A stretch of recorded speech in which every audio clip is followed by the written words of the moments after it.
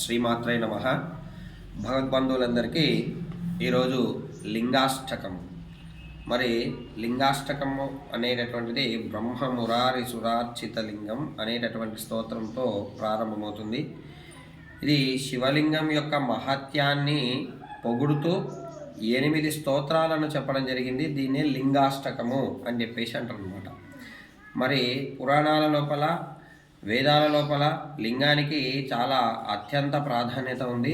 ఆ లింగ మహత్యాన్ని గురించి సంక్షిప్తంగా 8 స్తోత్రాలుగా మనకు అందించడం జరిగింది. దాన్నే లింగాష్టకము. అష్టకము అంటే 8 స్తోత్రాలతో కూడినది అన్నట్టు. అందులోపల మొదటి స్తోత్రం గురించి ఈరోజు వివరించడం జరుగుతుంది. బ్రహ్మమురారి సురార్చిత లింగం నిర్మల భాసిత శోభిత లింగం జన్మజ దుఃఖ వినాశక లింగం తత్ ప్రణమామి సదాశివలింగం అని చెప్పేసి అంటాం అన్నమాట. అయితే ఇందులోపల మొదటి లైన్కి వచ్చేసి బ్రహ్మ మురారి సురార్చిత లింగము. బ్రహ్మ అంటే బ్రహ్మదేవుడు, మురారి అంటే ఇక్కడ శ్రీ మహావిష్ణువు అన్నమాట. బ్రహ్మ మురారి సురార్చిత, సురులు అంటే దేవతలు, అర్చించినటువంటి ఓ శివలింగమా అన్నట్టు. బ్రహ్మమురారి సురార్చిత లింగం.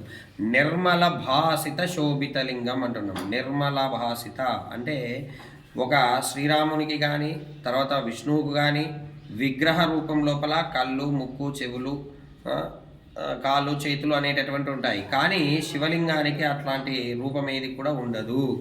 మరి నరసింహస్వామి ఉన్నాడు ఉదాహరణకి, ఒక దగ్గర ఉగ్ర స్వరూపం లోపల, ఒక దగ్గర శాంత స్వరూపం లోపల ఉంటాడు.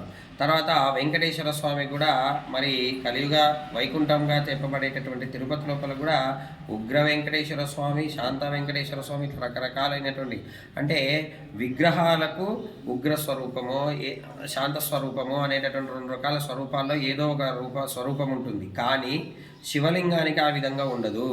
ఎల్లప్పుడూ కూడా ఒకే రూపాన్ని కలిగినటువంటి ఓ శివలింగమా, అది కూడా ఎలాంటి రూపము, నిర్మలంగా తేజస్సుతో వెలుగుతూ ఉంటుందన్నమాట. అలాంటి శివలింగమా ఎంతవరకు వచ్చింది? బ్రహ్మమురారి సురార్చిత లింగం నిర్మల భాసిత శోభిత లింగం. నిర్మలంగా భాషించేటటువంటి ఓ శివలింగమా. జన్మజ దుఃఖ వినాశక లింగము. జన్మ జన్మల నుంచి వచ్చేటటువంటి నా దుఃఖాన్ని పోగొట్టేటటువంటి ఓ శివలింగమా. తత్ ప్రణమామి. తత్ అంటే మా యొక్క, ప్రణమామి అంటే నమస్కారాలు తెలియజేస్తున్నాను. మొత్తానికైతే దీని అర్థమైంది. మొదటిది అంటే బ్రహ్మ, విష్ణువు, మరి సురులు అంటే సకల దేవతలతో పూజించబడుతూ నిర్మలంగా ప్రకాశిస్తూ నాకు జన్మజన్మల నుంచి వచ్చేటటువంటి దుఃఖాన్ని తొలగించేటటువంటి ఓ శివలింగమా నీకు నమస్కారము అని ఈ లింగాష్టకం లోపల మొదటి అనువాకం లోపల చెప్పడం జరిగింది. ఇక రెండవ అనువాకం గురించి వచ్చే వీడియోలో తెలుసుకుందాం. శ్రీమాత్రే నమః.